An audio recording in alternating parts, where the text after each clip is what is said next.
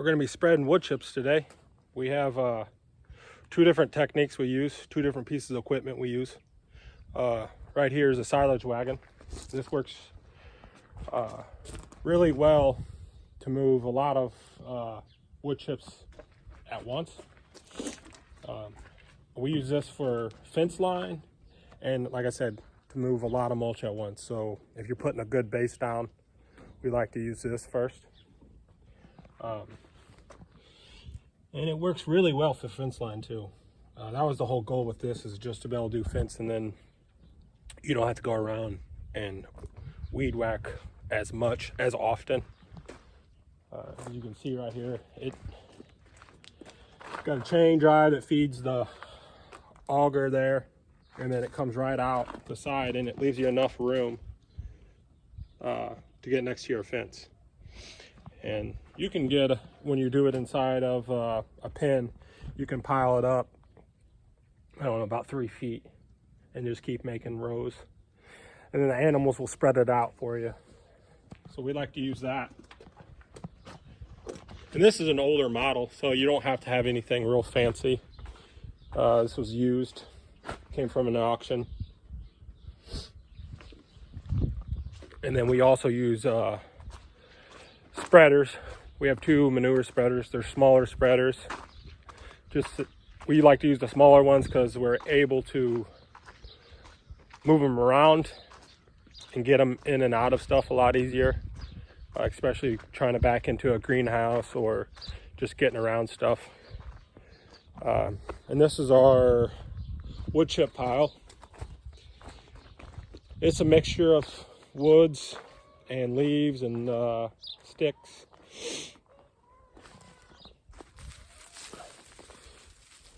We started getting leaves from a guy up the road. He cleans up yards. Leaves are nice because they break down really quick, but the main idea is just to get carbon. Anything that's carbon, it absorbs, carbon absorbs nitrogen. So it keeps the smell down, it captures the nitrogen, and then it helps those wood chips break down. And that's what we use on our pastures. We like to spread compost in the spring and in the fall. And the spreaders we have, you can pick up an all right spreader for $1,000. You'll probably have to do some work to it. A lot of times what every time we've had bought one, it's there's two bearings that normally go out, and the floor normally goes out. But right here's where your PTO connects, and that bearing right there normally goes out, and there's one also back here behind this one. There's a bearing there. And then again, the floor, normally they rot out pretty. Normally farmers leave them outside and then don't put anything on them. Old vegetable oil or any old cooking oil you can use. The main thing on these wagons, these manure wagons, and this one's a New Holland, is to make sure if you're going to buy one and it's not in good shape, you need to make sure your runners on the side, the outside framing, is intact and not rusted through, and your rear axle as well. Make sure, see there's tubing inside there, but we went through and put all new stiffeners across the bottom of it. And your tires are in good shape. They hold air. So if you're on a budget, if the floor is rotted, that's no big deal. And then, like I said, those bearings, you can get those at your local farm store. I think they're 20 or 30 bucks a piece. And make sure your beaters are all right. And this is you also want to make sure your gearbox works. This does all the work. Make sure this gear is fine.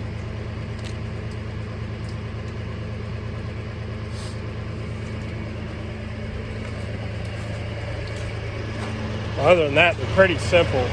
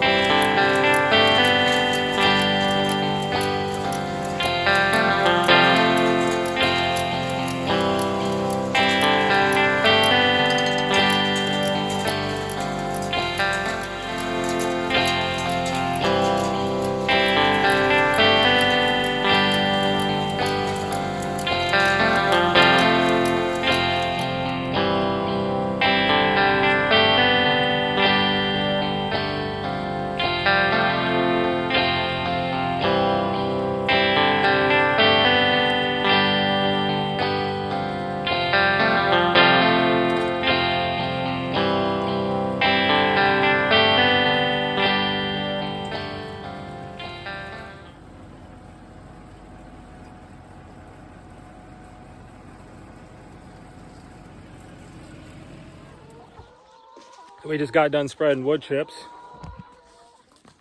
and I'm in the chicken pen.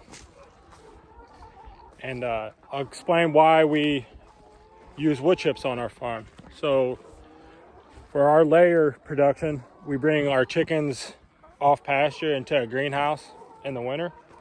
And this is a 42 by 72. And we put around a foot of wood chips in here. And that starts naturally breaking down. And they start stirring it up and dropping manure, and it starts breaking down even more, and you start getting warm floor temperatures around 100 and 120 degrees, and you get really good. I mean, this stuff is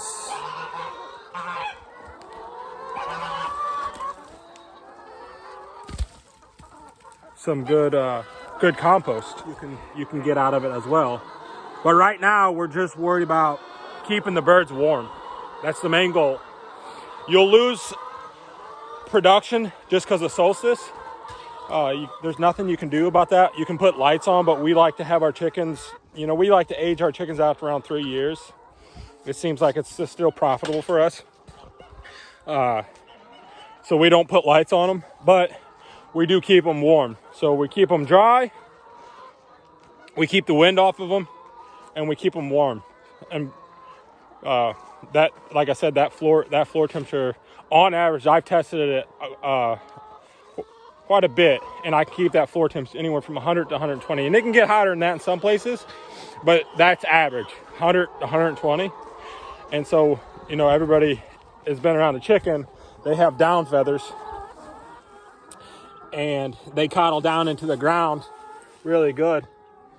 And that body temp just stays, that nice warm floor with down feathers just keeps them nice and cozy. And we keep production around, I'd say around 60, 60-70% in the winter. And then so that's one of the reasons we use wood chips. The second reason would be the compost. It's amazing. You can so what we do on our farm is we pull chickens out, they go on pasture, and then we go straight into that and we grow whatever we grown for the season. We normally stick to, like in greenhouses, tomatoes and peppers, but lettuces, you can grow anything in there with that kind of compost. And then after we're done in the fall, everything comes out and it goes right on the pastures. So it's really a win-win all the way around with using something like wood chips. You're building your soil up, you're feeding the soil, you're keeping the chickens happy in the winter, and you're keeping them dry. They walk outside, it's not muddy, nasty, just layered and manure layers. And you can do this for, there's a benefit for chickens. Pigs, we like to use it for pigs as well. They, you dump 2 or 3 big piles in there and they'll move it around for you. And then they'll also get whatever they want out of it too. I mean, they'll spend days just getting nuts, maybe leaves, whatever, roots, whatever they find in it, bugs. So there's a benefit in the pigs. And then like hooved animals like cows, sheep, you're keeping their feet dry. We have an area where our cows can go in and out, but mainly we feed them outside, but we layer a lot of wood chips down. We probably do it every 2 to 3 weeks. And if you have a small chicken pen, you can do something like this. Just make sure you have decent sides and you can build it up. Oh, and the other thing is I like to keep my 8 inches is recommended by a lot of people, but I go about a foot on ours just to keep. It helps keep the smell down and gives them a lot to do. I mean, you can see all these chickens out here. I mean, they're just digging, and it keeps there's not a lot for them to do, so it keeps them busy. And there's bugs in there, and you can see these guys in here as well. They're staying pretty busy,